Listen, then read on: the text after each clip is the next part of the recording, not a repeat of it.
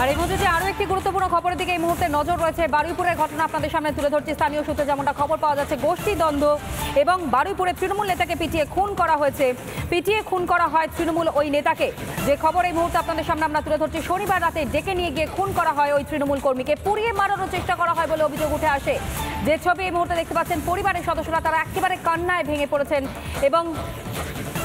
এবং এই ঘটনায় স্থানীয়রা যেমনটা জানাচ্ছেন, অর্থাৎ স্থানীয় সূত্রে যে খবর পাওয়া যাচ্ছে, তৃণমূলের এই গোষ্ঠীদ্বন্দ্ব এবং সেই তৃণমূলের গোষ্ঠীদ্বন্দ্বের জেরেই প্রাণ গেল এক তৃণমূল কর্মীর। খেলার মাঠে গাড়ি রাখা নিয়ে নাকি বিবাদ হয় এবং সেই বিবাদের পরেই শনিবার রাতে ডেকে নিয়ে যাওয়া হয় তাকে অন্যত্র। ডেকে নিয়ে গিয়ে খুন করা হয়, এমনকি পুড়িয়ে মারানোর চেষ্টা করা হয় বলে অভিযোগের সামনে আসে। এবং স্থানীয় সূত্রের খবর, তৃণমূলের গোষ্ঠী কোন্দলের জেরে এই ঘটনা এবং ঘটনা ইতিমধ্যেই 5 জনকে আটক করেছে পুলিশ। এখনো পর্যন্ত পলাতক ঘটনার মূল অভিযুক্ত এবং যে 5 জনকে এখনো পর্যন্ত আটক করা হয়েছে তাদেরকে জিজ্ঞাসাবাদ করা হচ্ছে। বারুইপুরের ঘটনা, বারুইপুরের তৃণমূল নেতাকে পিটিয়ে খুনের অভিযোগ সামনে আসে। বারুইপুরের তৃণমূল নেতাকে পিটিয়ে খুনের অভিযোগের সামনে এসেছে এবং পিটিয়ে খুন করা হয় ওই তৃণমূল নেতাকে। বিজেপি করছে, কোনো দল করে ওরা সিপিএম করতো, এখন বিজেপি করছে। ওরা সিপিএম করতো, এখন বিজেপি করছে। কোনো দল করে ওরা সিপিএম করতো, এখন বিজেপি করছে। ওরা সিপিএম করতো, এখন বিজেপি করছে। কোনো দল করে ওরা সিপিএম করতো, এখন। সৈকত আমাদের প্রতিনিধি এই মুহূর্তে আমাদের সঙ্গে রয়েছে, সরাসরি তোমার সঙ্গে কথা বলবো। সৈকত, ঘটনা কি ঘটেছিল, কখন হয়েছিল এবং পুলিশ সূত্রে কি খবর আর সামনে আসছে আপডেটেড?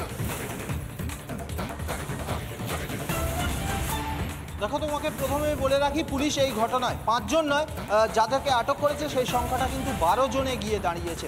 এই 12 জনের মধ্যে বেশ কয়েকজনকে পুলিশ অ্যারেস্ট করতে পারে এমনটাই জানা যাচ্ছে। আমি যে জায়গায় দাঁড়িয়ে আছি তার ঠিক পেছনে এই যে বাড়িটি, এই বাড়িটি মৃত ব্যক্তি শহীদুলের বাড়ি।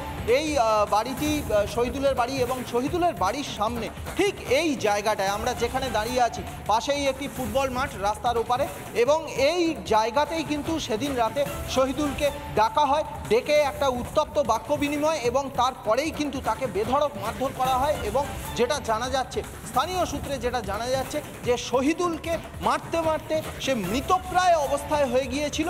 তারপরেও তার চোখে লোহার রড ঢুকিয়ে দেওয়া হয়, লোহার শিক ঢুকিয়ে তার উপর অত্যাচার করা হয়। চরম একটা নৃশংসতার পর্যায়ে চলে গিয়েছিল।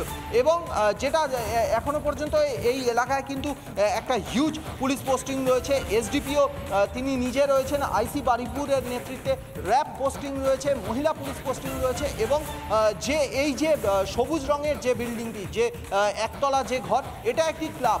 এই ক্লাবের সূত্রেই, এই ক্লাবে থাকা, ক্লাবের বিভিন্ন পদে থাকা এবং ক্লাবের বিভিন্ন কার্যপ্রণালী নিয়ে কিন্তু তুমি নজর রাখো। পরবর্তী সময় আরো আপডেট তোমার থেকে নেব। তবে মৃতের পরিবারের সদস্যরা তারা কি বলছেন, কি অভিযোগ করছেন মৃতের স্ত্রী, শোনাই। কোনো দল করে ওরা সিপিএম করতো, এখন বিজেপি করছে। কোনো দল করে ওরা সিপিএম করতো, এখন বিজেপি করছে। কোনো দল করে ওরা সিপিএম করতো, এখন বিজেপি করছে। শুনলেন তার বক্তব্য, অর্থাৎ কি অভিযোগ মৃতের পরিবারের সদস্যরা তারা করছেন। সৈকতে পাঠানো একটি প্রতিবেদন আমাদের কাছে এসে পৌঁছেছে, দেখাবো। যেখানে ঘটনা ঘটেছে তার থেকে বড়জোর 50 থেকে 60 মিটার দূরে এই আজিজুলের বাড়ি, যিনি এই ঘটনায় প্রাইম অ্যাকিউজড।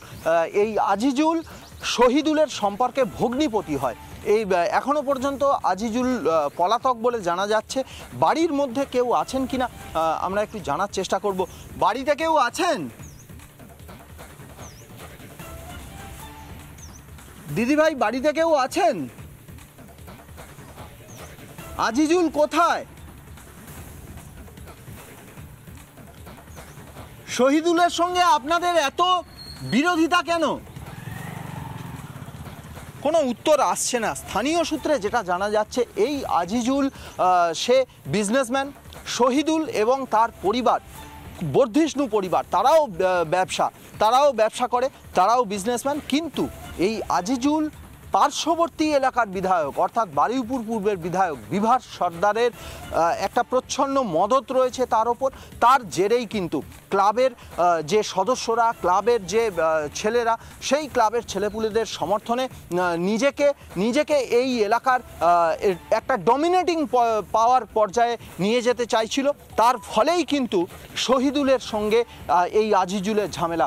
স্থানীয় সূত্রে যেটা জানা যাচ্ছে, এই যে ক্লাব, এই বলগনা এলাকায় বাইরের থেকে বিভিন্ন মানুষ যারা বলতে গেলে জমি কিনতে আসেন, সেই জমি কিনতে এলে ক্লাবের তরফ থেকে বিভিন্ন সময় বিভিন্ন টাকা দাবি করা হয়, প্রচুর টাকা দাবি করা হয়। এই ঘটনার বিরোধিতা করেছিল শহীদুল, কিন্তু সেই নিয়েই আজিজুল এবং শহীদুলের বিবাদ, এবং যার জেরে বিগত কয়েক বছর ধরে এই ধরনের বিভিন্ন ইস্যুতে বিবাদ চলতে থাকার পরে যার জেরে নৃশংসভাবে মারধর করা হলো এই শহীদুলকে। ওই দিকটা